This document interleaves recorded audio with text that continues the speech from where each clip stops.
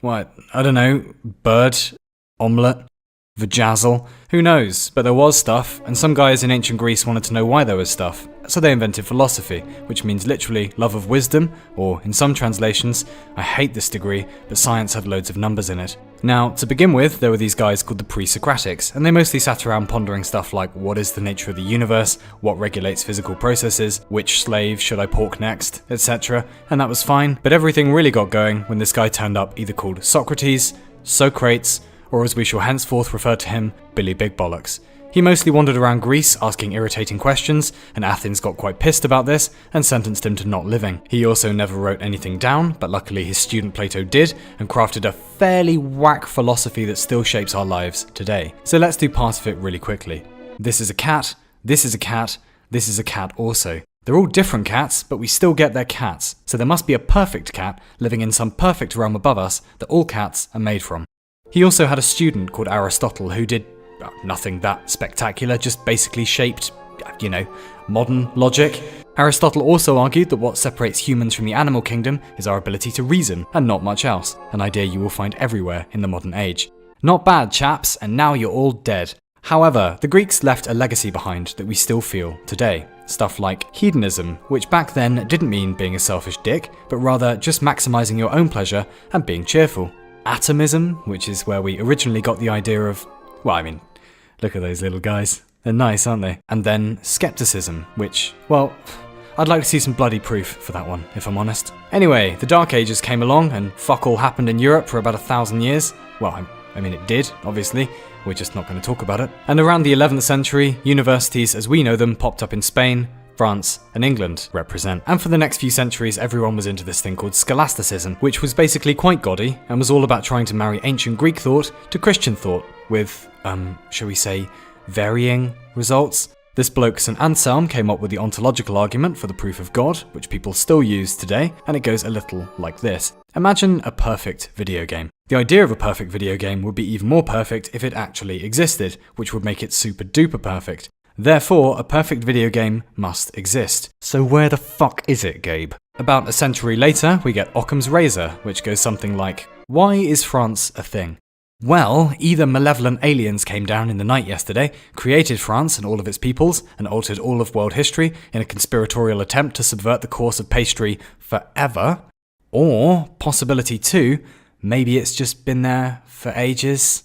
So, maybe it's just been there for ages. The simpler explanation is generally the correct one. The Black Death then kindly wiped out about 40% of Europeans, and everyone got a bit health conscious. Around the 15th century, everyone stopped getting wankered every day and switched to coffee, which maybe contributed to the Renaissance, which literally means rebirth, where we got all nostalgic for the Greeks and Romans again. Columbus discovered some shit, Da Vinci drew some shit, Shakespeare wrote some shit, things were really picking up. During the 18th century, the Age of Enlightenment began, and modern philosophy took shape. And if you've ever heard someone yell at a philosophy major, "Yeah, but if you work in Starbucks, do you really exist?" Well, you can thank a single Frenchman for this called René Descartes, or René Descartes. And one of his big ideas was, very, very briefly, let's assume we doubt everything. What can we know for certain? Well, does the world exist? Dunno. Does my country exist? Dunno. Does Gilbert Gottfried exist? Dunno. Do I exist? Dunno. Am I thinking? Yes. Does that mean I exist? Yes.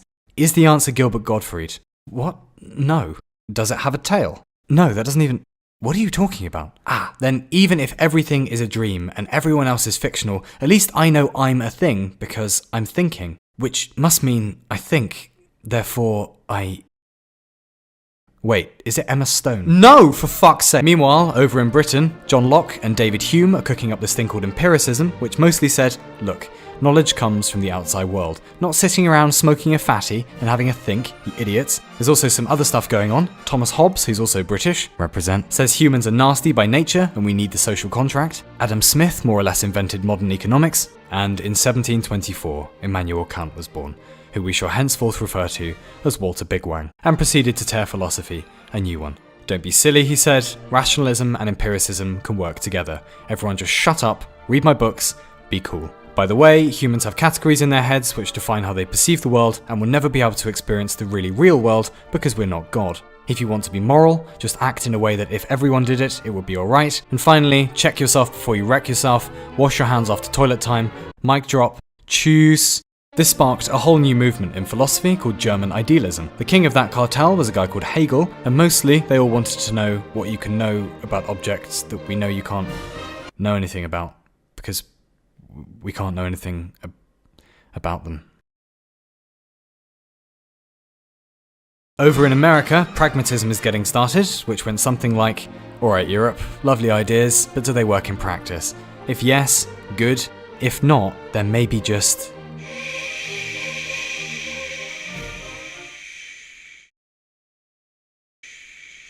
shut the fuck up. Natural philosophy, which was the study of the natural world, by then is being called science. Science also now has the scientific method, the basic rules of which are, if you notice weird shit, think about why it happened. Test your theory. If your theory works, let other people check it, and if it doesn't, then yeah, well done anyway. Have a biscuit or something. Meanwhile, German philosopher and all-around nice guy Nietzsche hated everyone, including God, who he killed, and said that civilization was heading towards catastrophe, and there's no structure to the world except what we give it, which will be important in a moment. P.S. Nothing means anything, and we're all gonna die. And we're into the 20th century. By now, philosophy has official categories, namely epistemology, can we know shit? Metaphysics, how does shit ultimately work? Ethics, how do we know good shit from bad shit? Logic, how do we reason shit? And aesthetics, why does shit look so nice? And there are loads of new movements popping up, such as existentialism, which said, look, you're free in the world, and that might suck, but just roll with it, mate. You can define yourself. And people started asking lots of questions, like how does sentience work, and are there such things as human rights? And no, seriously, is it Gilbert Gottfried? And there's this thing happening called postmodernism, which, well, it's hard to... Yeah. Okay, so there was modernism, right?